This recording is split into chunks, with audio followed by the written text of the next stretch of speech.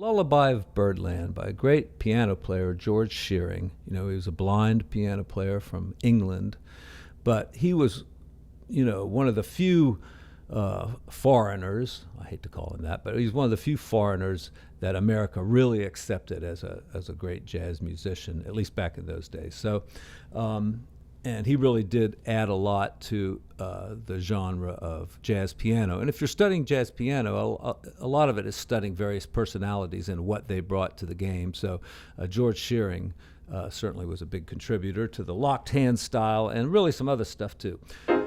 So let's take his song, Lullaby of Birdland. And I got the chart up here in front of me, and you should print out the chart so you have it in front of you. And then this will make more sense. Just looking at the real book chart here, it says F minor. And most jazz musicians are just going to make that F minor 7th right off the bat. But you might consider not doing that. Start with a nice minor chord, nothing wrong with it. And then you could start to thicken it up like that or something. And, my idea of doing a few videos is we'll start with just kind of learning the song, and as things occur to us, we'll try to work out a little arrangement that might sound good with the trio or even as a solo pianist. So anyway, we start with F minor. Let's just do F minor. And then we have G7. And here just using basic kind of open voicings, not even the formulas that we've gone through for open voicings, but just kind of common sense ones. Again, a nice F minor. That'd be a good place to add the 7th right there in the middle. You could even add the major 7th. See how these ideas just pop into your head. All right, so an E flat 7th. That's that strong dominant chord going to A flat major. I guess this song's in A flat major, but it starts on the relative minor of F.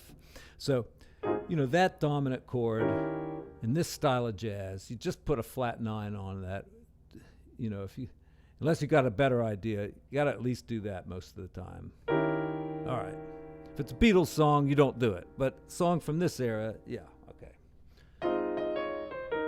Some Beatles songs will work. And see, right there it is. It's in the melody. So thinking of arrangement, I go back to the one I was talking about there, that last chord in the first line, E flat 7th, right here. And maybe I won't put the flat 9 in there because it's coming up in the melody. So how about just a regular 9? That way, when you get to that flat 9, it's got more impact. All right? Boy, these are good ideas today I have. And then we've got the first ending. Now, I confess to having maybe run through this song once or twice this morning before beginning this video, but there, I like the tritone substitution, but I hate it there. So, once is enough. Besides that nice dominant chord there. And we could put in a flat 9. Now, where would you put in a flat 9 on a chord like this? You can't put it here. It interferes with the melody. Could you put it down here? Yes. Would you still call it a flat 9? Yes. All right. Then we run through the A section again.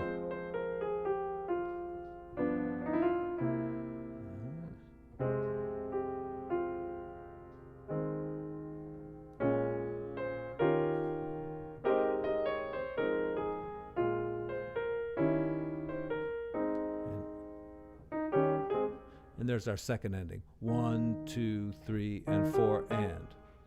All right. I've never liked that ending, so that will be something I'll want to change in the arrangement. I usually do something like that, which I like. But, that could be improved upon. Now, the bridge. Okay, now where's the bridge? Okay, see the second ending? The second ending basically is 2 measures long, and then there's a double bar line, and then it says F7. So, a A lot of charts are written, with no regard to where sections start or end, and that's fine. It's perfectly fine, but you have to, in your mind, know this is the beginning of the B section.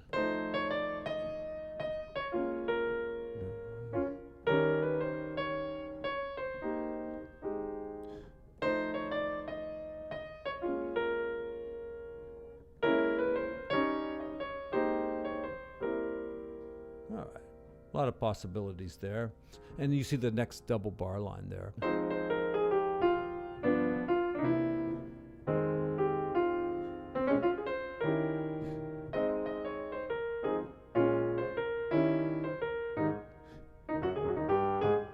All right. Okay. I'll do some more on this one, maybe some even simpler stuff. If you really want to learn this song, I'll throw up a video, talking about all the chords and little inversions that you can use. And if I get to it in a short enough amount of time, or if I start practicing this song and working on an arrangement, I will share that with you as well. So thanks for tuning in. Okay, I interrupt this broadcast for a quick little advertisement about myself. Going to continue doing videos on YouTube, and a few changes is that I've arranged a lot of videos into playlists. Okay, so, and I've gotten rid of a bunch of old playlists that just didn't have any relevance to what I'm doing here. So I'll just have a few playlists up there. It'll be like classical piano, beginning jazz, intermediate jazz, maybe some, a playlist on rootless voicings, or a playlist on stride or something like that, stride piano. So look for those playlists. You click on my name down there, and then, you can find playlists when you get to my channel, my YouTube channel. And I'm going to be doing less graphics on the screen. It just takes so long, and my back is killing me. So forget the graphics for a while. And I'm just going to try to do short videos that are pretty concise. And I will have some printouts. So the best way to do it would be to print the sheet out, so you have, and put it in front of you there if you need it, or consult with it. And then, then the video will make more sense to you, I think.